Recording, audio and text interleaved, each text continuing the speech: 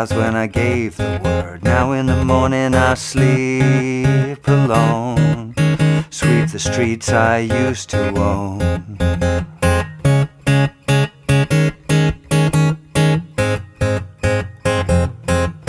I hear Jerusalem bells ringing, Roman cavalry choirs are singing. Be my mirror, my sword, my shield, my missionaries in a foreign field. For some reason I can't explain, once you go there was never an honest word. That was when I ruled the world.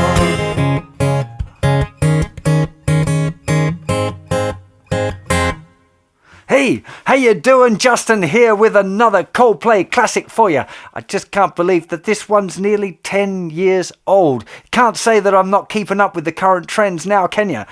It's a really cool tune, hey? Very, very popular one by all accounts. And there's a couple of cool little quirks that I think are quite fun. The first thing is we're not doing it exactly the same as the original recording, right? I'm going to show you kind of how we can copy the strings and the synth parts on the guitar a little bit, and then we're going to be strumming it for the chorus because it needs some kind of lift. If you kept doing the little riffy thing, it would just make the song a bit flat and a bit boring for the listeners. Okay, so let's start real super simple. If you're going to play along with the original recording, which I would strongly recommend that you do, you want your capo on at the first fret, okay? The chords are really, really simple. We have C, D, G, and E minor for pretty much the whole song. Okay, it's that same sequence, C, D, G, E minor, C, D, G, E minor. We can play them different ways, and I'd recommend that you learn it different ways, at least between the verses and the chorus. There's one exception of that, which is the bridge, which has this little section in the instrumental part, which goes C, E minor, C, E minor, C, E minor, D, D, okay? But otherwise, it's that same sequence all of the way through the tune. So first thing that I'd recommend, if you're a real beginner, you want to put the capo on, play along with the original recording with just one strum on each chord, because that way you're kind of getting the feeling of the rhythm. It's forcing you to work in time, getting your chord changes done in time as well. So literally just doing, I used to rule the world, seas would rise when I gave the word. Now in the morning I C to D, and then it's G and going to E minor. And it's the same thing again. Over and over the chords are the same, but the production is pretty cool. So you'll probably have a lot of fun playing along. Okay, that would be first step. Then if you're cool with that, then I'd go for just 4 down strums to the bar. So the ringing, Roman cavalry choirs are singing. Be my mirror, my sword, my shield, my missionaries in a foreign field. Now, I should mention as well, if you're going to sing this tune, the phrasing, like where the words come in relation to the rhythm of the song, is a little bit weird. There's quite a few bits where I've had to actually practice little lines like my missionaries in a foreign field. My mish is right on the beat. And you need to pay a little bit of attention to that, otherwise well, I found that my tongue kept on tripping over, so I really had to practice it. For those of you that haven't seen my How to Sing and Play at the Same Time video, you might want to go and check that out, because you're going to have to automate some of this, and you have to be able to do the guitar part and the singing part independently before you try and put it together. So one of the things for a tune like this, where the phrasing is a little bit odd, strumming just 4 down strums to the bar and being able to sing would definitely be recommended before you try doing the clever rhythm thing I'm going to show you, because that's quite a next level of difficulty, and it's something that I had to practice to be able to do it enough to teach you this tune. So as far as other strumming patterns go, you could really muck around and use whatever strumming patterns that you like. Old Faithful will work. You could really just whatever strumming patterns you like, experiment and see what works for you. I would recommend doing something different between the verses though and the chorus. So either keeping it just real simple for the verses and then strumming more in the choruses, or changing the volume or something to differentiate it. Otherwise it's just going to get a little bit dull. That's one of the gigs of production, the producer of the band and arranging the instruments on the original recording to give the highs and lows on the track, which now that I've mentioned it, if you go and listen to the track, you'll hear those dynamic shifts. And if you're playing by yourself, it's worth kind of paying attention to that a little bit. So now I'm going to show you how to emulate the little synthesizer riff, or the string line.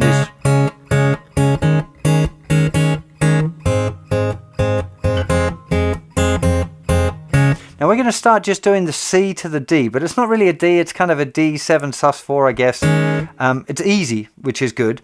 If we start with the C, we're going to be playing the bass note of the C chord with our thumb, that's the 5th string. First and second fingers are going to be playing strings 2 and 3.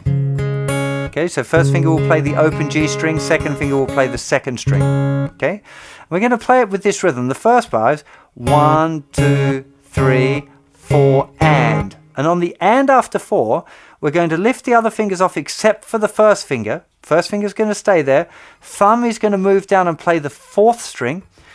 First and second fingers will play the same string. So we've actually got open 4th string, open 3rd string, and first finger in the 1st fret of the 2nd string. Just those notes. That's all we're playing. So C. Now I'm going to still call it D, okay? It should really be D7 sus4, I guess. Okay, but let's talk about the rhythm now of that second bar.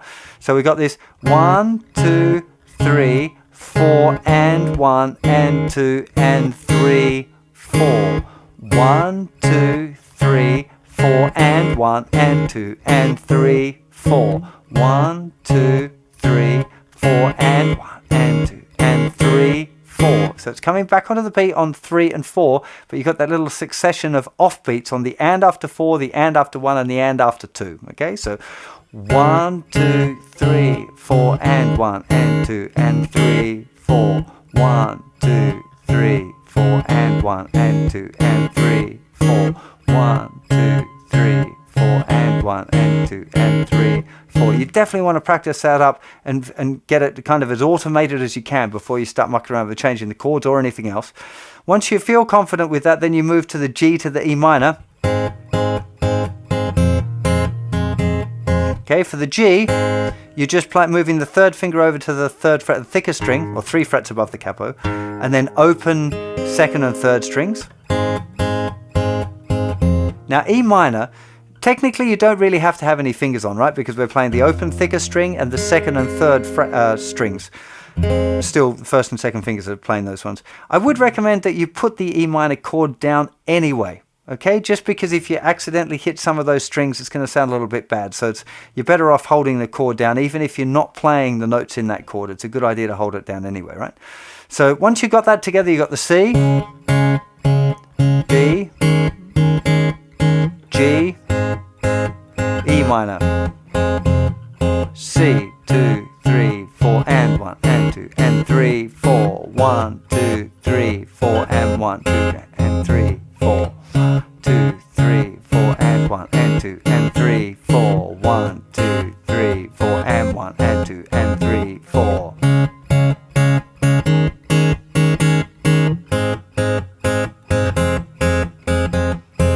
It's a very, very cool little riff if you play it like that, and it sounds a lot more like the tune straight away when you're playing this kind of D chord that way rather than playing a regular standard D. Still works, you could use a regular D. But one thing, if you're going to do that one, it really wants to pick up in the chorus, okay? Because if you try and keep that rhythm through the chorus as well, it just gets a bit monotonous. So when I get to the chorus, I was doing the kind of thing like...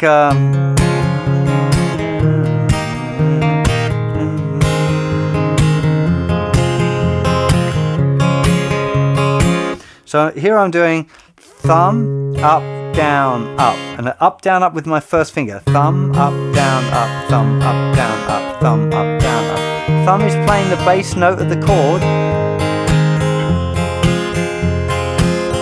Thumb, up, down, up. Up, down, up with the first finger, yeah?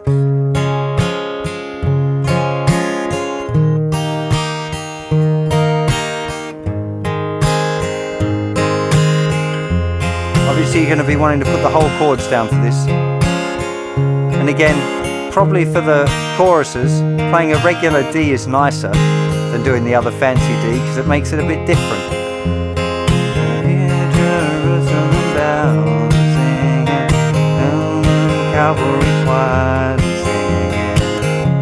Now if you wanted to, you could try and getting a bit more fancy on it, you could try and get an accent going on beats 2 and 4, which is the accent in beats 2 and 4 is called the backbeat, which emulates the snare drum in the band.